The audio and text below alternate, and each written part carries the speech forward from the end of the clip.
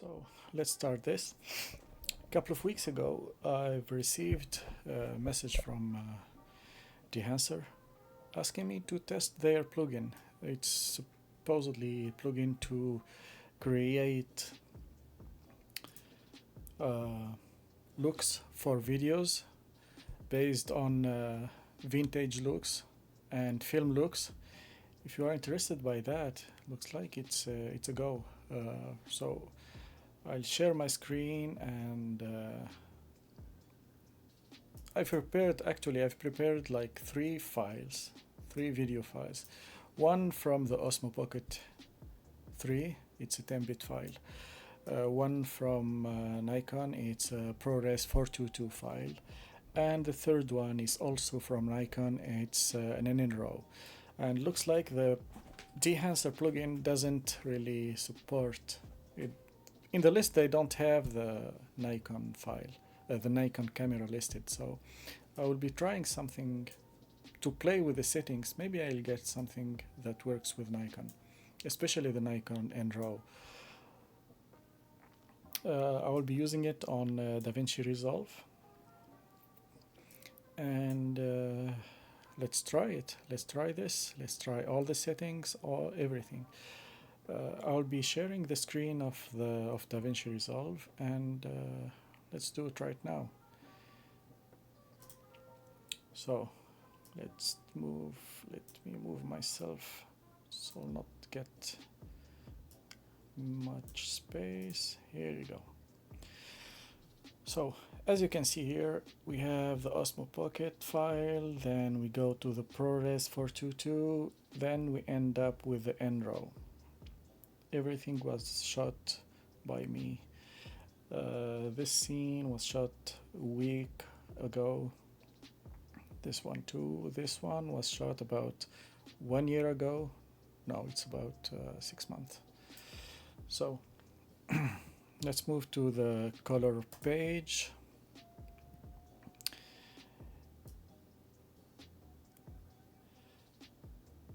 Obviously, those are my own grading without Dehancer, but let me put the microphone on the side. I hope the sound is okay. It's the first time I try this microphone. So I'll take my hero shot. It will be the hero shot. I will not be using anything else but Dehancer. No grading from the log wheels or highlights or anything. I'll just use Dehancer and only Dehancer. My purpose here is to know if Dehancer can be used alone without anything.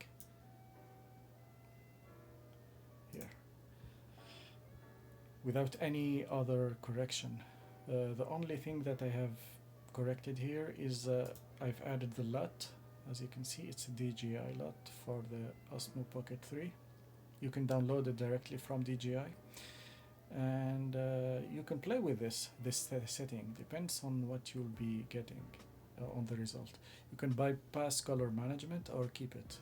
For now, I'll keep the color management. So what we have here is the selection of different color profiles. Rec 709, 2020, Alpha Gamma 2.0. We have the Davinci Resolve Wide Gamut, Cineon, and we can also choose the camera that we want. We have the Apple, Arri, Alexa, Blackmagic, Canon, DJI, Fujifilm. We don't have Nikon here. That's a bummer, but it is what it is. So we'll go with DJI. We have the Action 2, Air 2S. We have a full list here: Mavic 3, Mavic Air, Osmo Action 4, and the Pocket 3 is here, and it's automatically selected the D-Log-M, which the format I have used. Then we can play with the exposure. Don't worry, I'll not be keeping this blue thing. We'll be playing with the exposure here, color, temperature, tint, but I'll go straight to the film profiles. From what you can see here, it's a full long list of profiles. We if we can even test all of them, and we can also, for each profile, we can use the push pull option here to change the settings. I mean, change the profile variations inside every film profile. So this one is Adox color implosion. I don't know what it is, but it is here. Come back. I shifted to the next scene. So it's Agfa color, another version. Those are the most known versions of the film corrections that we know. Oh, this one looks nice. It's Agfa XRS 200. Okay, this looks nice.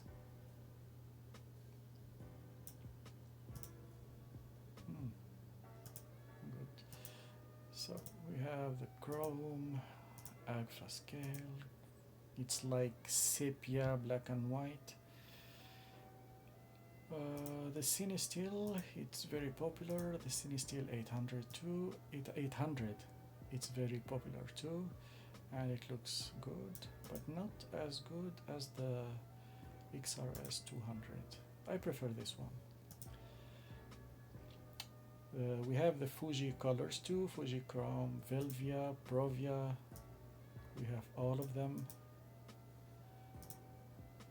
Provia 100F, we have the Velvia 50, which looks really fine too. Fujicolor 100, C200, and you can play with every color profile. You can play with it. You are not obliged to keep it as it is. Fujicolor Natura 1600. We have a ton of them. For those who bought the X106 from Fujifilm, you'll be probably find here something Eterna. Yes, this one, which people are simply crazy about it. I don't know why, but it's here too. So I'll go directly to the Agfa, the one that I liked. It's the XRS 200. Right now, without any correction, without anything, I didn't do anything apart from using the profile and playing with the push-pull here. That's it. I have this result, and for me it's totally fine. It's usable. I can also correct a little bit of the shadows and the highlights, but for me it's totally usable like this. The shift in the color temperature that you see here, it's my fault. I didn't lock the color temperature on the Osmo. So we can go to the next option here. It's a film developer. Here you can see it's a contrast boost. Either we go crazy with the contrast or we lower the contrast, and here we can get something much better. Gamma corrections, we know what it is. Color separation, it's like it removes and adds a little bit of in the intensity of the color. And color boost, it's too much like that. So next option, it's film compression. We can activate it by enable or disable. And the film compression, I don't see a lot of changes. I don't see a lot of impact of this on this. White point. Maybe it compresses the colors, but I don't know. Okay, on the tonal range, yeah, I see the difference here. It's like it lowers from what I see here in the scopes. it lowers all the highlights, it keeps them down. It keeps the shadows and the midtones, but the highlights are going down. And the color density, it's like improving the richness of the color, the quantity of the color. If you are coming from traditional painting background, you'll know what I'm talking about. It's like adding more paint to the paint, more matter to the paint. Here it's the shadows and the highlights. From here we can control the highlights and shadows. It's totally usable too. If you want, looks like if you want just to use just Dehancer without playing with all those options from Davinci Resolve, you can use it. You can use Dehancer alone. And we have the print here. You can use the print from the list here, but the problem is that you'll have to use the color transform, CST, color space transform, and then change it to Cineon and use the film print. But with Dehancer you can use it directly here.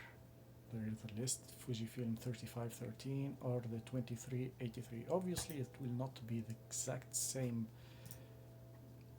result as the one from the LUTs.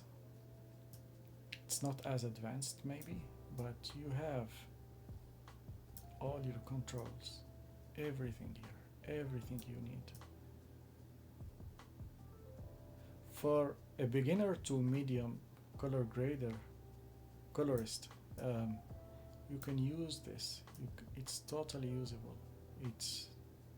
You don't need something, or you need or if you want to go with color grading. If you want to go color grading without messing around with settings, you can, or for a quick project, you can use this. Obviously, honestly, the color head, I don't know what it's used for. I don't see any correction here. On the tones, don't see much. The film grain. For the film grain, it is the film grain. You can see it.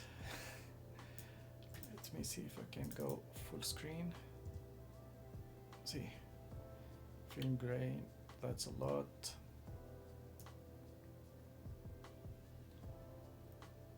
And no grain.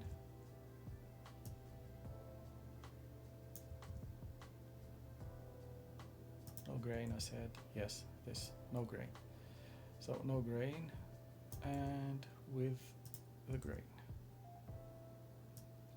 It adds in the filmic look of the scene, but don't overdo it. Unless you really want to go for that grungy, grainy look, but don't overdo it. Halation is halation. It adds. Let me see if there is any effect here.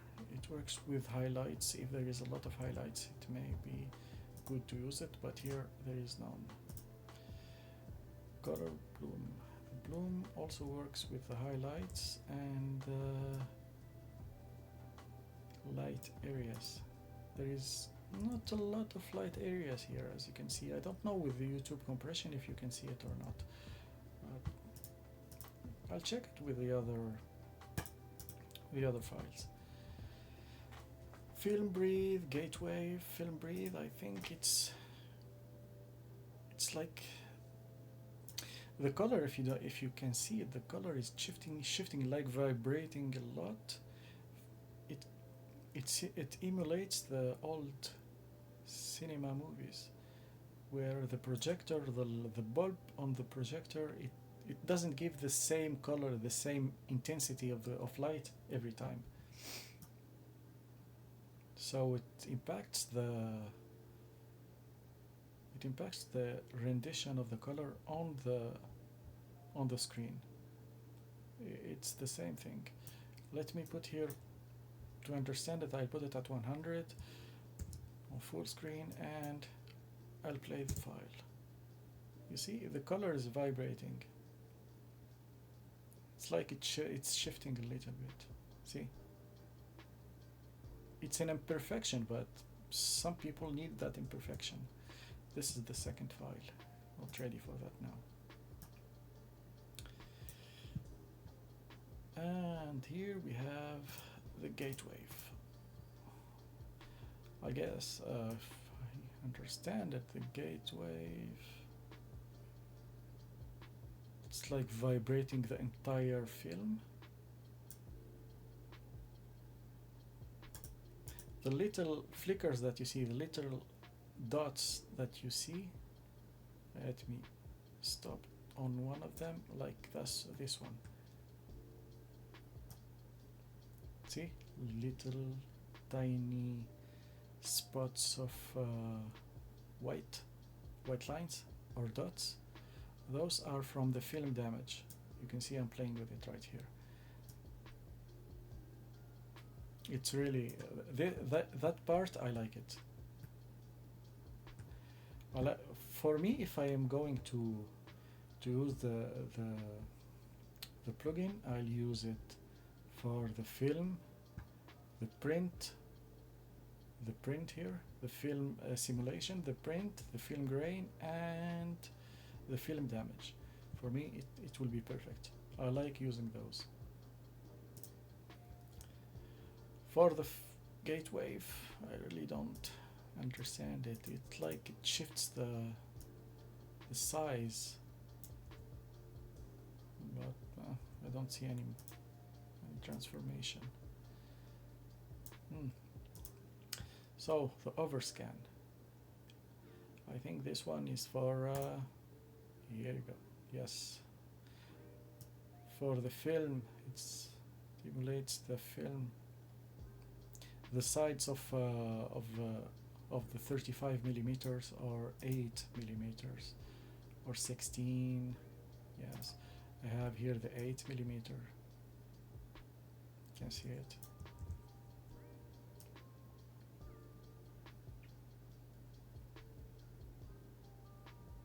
Yep, nice. It may be an effect. I will not use it for a full scene, but it's in effect. If it is a small video, small part, tiny part of a video, yes, I can use this as a transition or an effect. And you can use a lot of options here. It's totally controllable. So this is for the Osmo Pocket. It's totally usable. They have the profile, everything is fine. Now we can move. I'll save this. Let me delete all this. I don't need them anymore. So I'll keep this profile, grab still, I'll keep it here, and I'll move to the ProRes 422. It was shot on in 4K on Nikon Z9. I'll try to apply it directly. No, it doesn't work like that. It will not give a good result. So I'll go back again. I use Dehancer. But here, since I don't have the Nikon, I don't know what I'll be using. Obviously, the Davinci already converted the file to Rec 709, and I just have to add the LUT here. Okay, I added to, oh, that's a lot. Bypass conversion.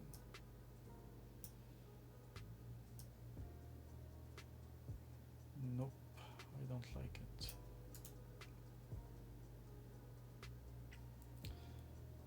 I'll remove the LUT and I'll keep the conversion. So with Dehancer for this one, it's Rec 709. I can still use the 709 source as a source, or Davinci wide gamut as a source. Let me see if I can get something similar to the first scene just by that.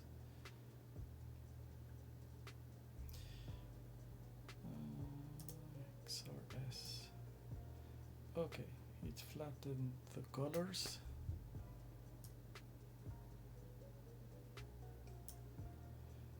What I'm lacking here, it's a little bit of contrast. See, when you don't have the color profile, the correct color profile, I start struggling with the plugin. It's maybe the only problem that I'm facing right now. I don't need the compression. Here I have a little more contrast.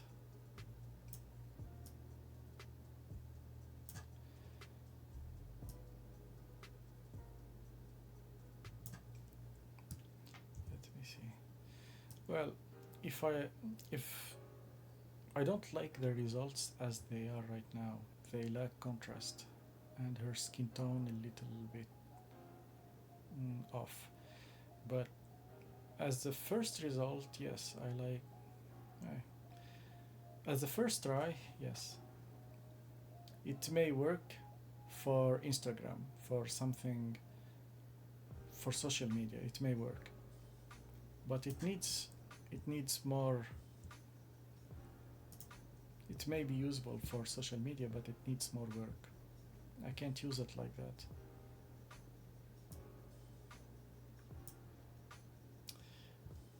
Let me apply the print and okay, now we're getting analog range limiter. It's like it limits the highlights and the shadows so they don't clip.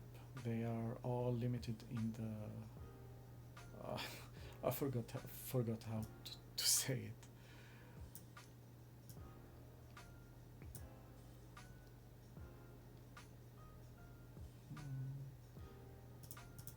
Yep. Okay, we're getting somewhere here. We're getting somewhere.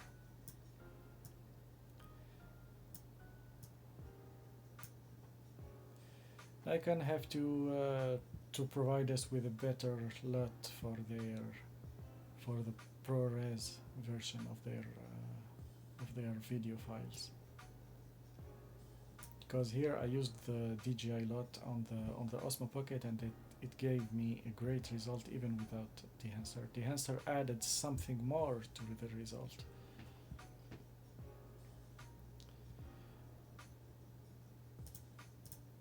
So, okay.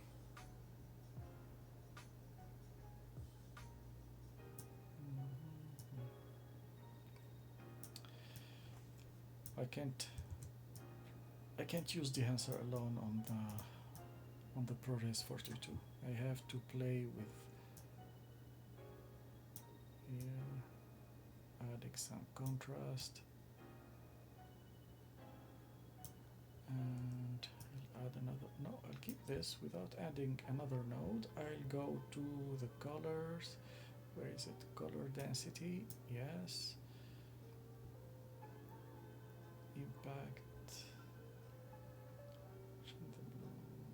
Film breathe.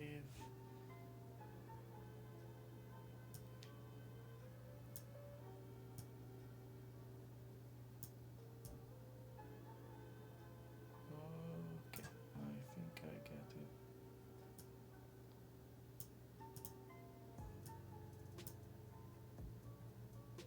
And color boost, let me add a little more. Here you go. That's it for me. I'll just remove the grain because there is a lot of grain, and it should be fine. It should be really fine. Where is the grain? Film grain. Disable. Oh, just lower it. Let's see. Yes. Now I can even upload this. It's very usable. Very nice. Nothing is clipping, everything is in place. Really like it. So I only had to add some node here to correct a little bit. Oh, even without it, it adds a little light to the scene, but even without it, this is without the added node, and this with the node. There is not a lot of difference. Not a lot of difference at all. Let's move now to the end row. And the end row from Nikon, it only encodes and decodes. You can only read the file on Davinci Resolve. Only Davinci Resolve can read it for now. I hope they changed something, or Adobe can get it to work on Premiere, on Adobe Premiere Pro, but for now it only works on Davinci. Personally, I'm not using Premiere Pro. I only use Davinci but for people, other people can use it. From what I heard for the end row, it may be used with Arri Alexa. This is really crazy to know that Arri Alexa bypass color management.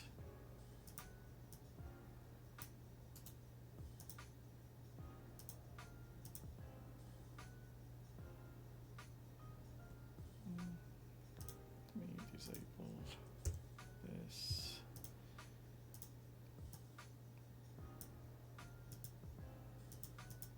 Alexa Mini.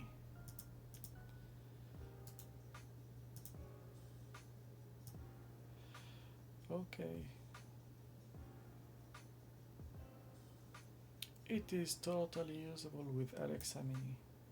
Logsy. Alexa 35, no, I lose a lot of highlights. And the skin tones are totally off. But if I use the Alexa Mini, Arri Alexa Mini with the Logsy, the skin tones are fine for me. This is those two girls, I remember their skin tone. It looked, they had those skin tones. Obviously it's darker here, but we can play with it. It's a raw file, so we can go here to the clip and add shot. We can increase a little bit in the exposure, open up the highlight, the shadows, where are they? And lower a little bit in the highlights.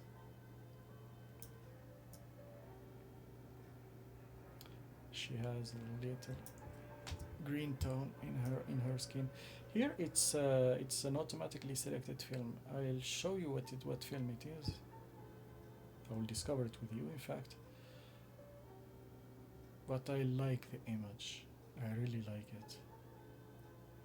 It really reminds me of the old movies. The old movies from Sergio Leone, for Fistful of Dollars, or it's like a 1969 film look. I really like it. So the Nikon, it's really usable if you select, even if they don't have the color profile for now. If you select the Arri Alexa Mini, you will get a really decent result with Dehancer. I'll just reduce the film grain to 5.5. Yes. Now it's less grainy. No need for noise reduction even. Noise reduction.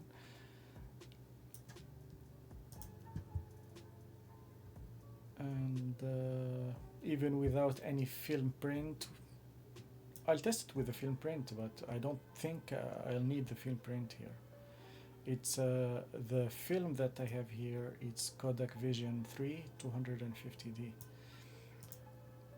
Let me try it with the Cinestill 800. Oh, This is juicy. It's so beautiful. Look at this. So beautiful. It's the Cinesteel 800. It's very saturated. I have to reduce the colors.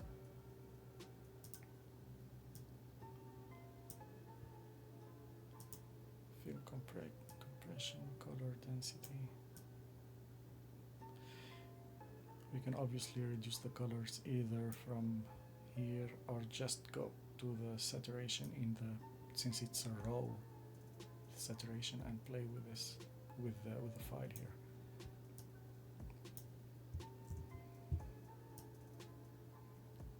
Yes,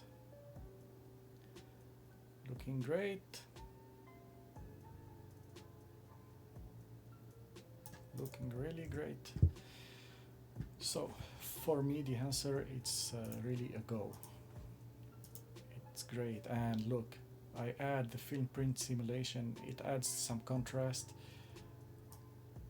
I can change the color balance of the film simulation, add a little bit of exposure, reduce the contrast and the color density.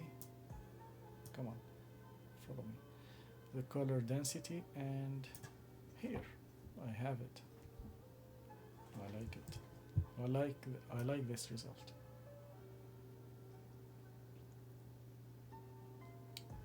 This part is better. Just reducing a little bit of the exposure.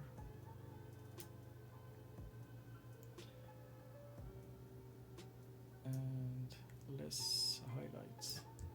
Yep.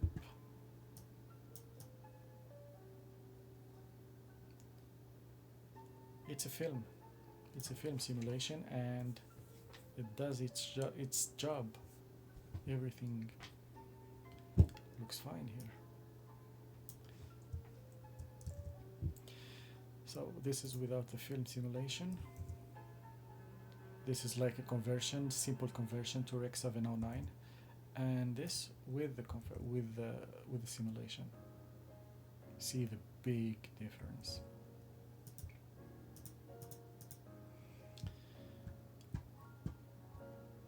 For a little effect, you can add the film gate, widescreen.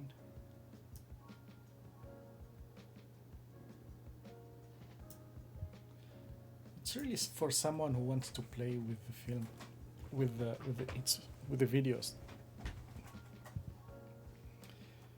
I'm really enjoying my time right now. You can add even a vignette.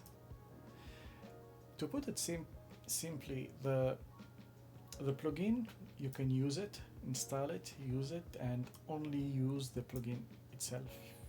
Look here, I just used the plugin and simple corrections on the raw format, on the raw file. That's all. I didn't add any other nodes. You can obviously target every color alone, like the blues, the yellow, the shadows alone. You can do all of that.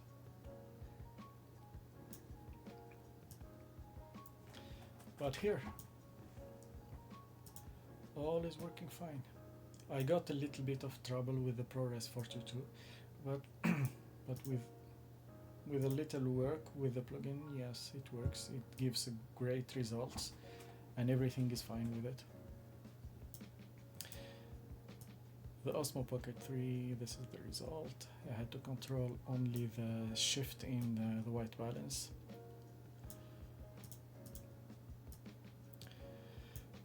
So to conclude, the Dehancer is really usable and really useful too, and I like it. I think it will be part of my workflow in the future. They sent me just to make sure we all are on the same page.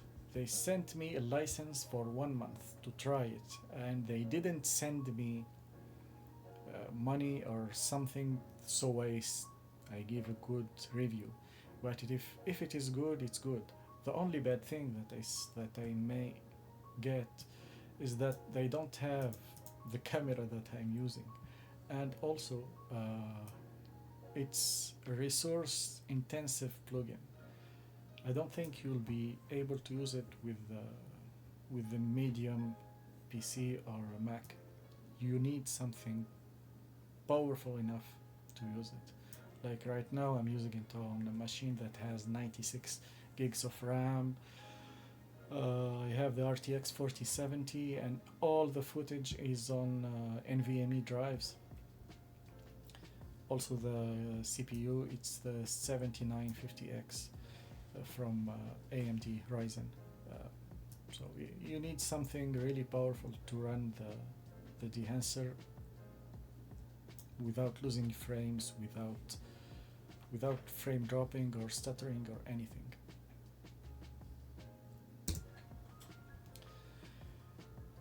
So I'll let you with those files just to watch them like that. This is all with Dehancer without any correction for this file. The second file is with simple tiny correction for on the wheel curves for the highlights. And the third file, it's an NRAW file from Nikon.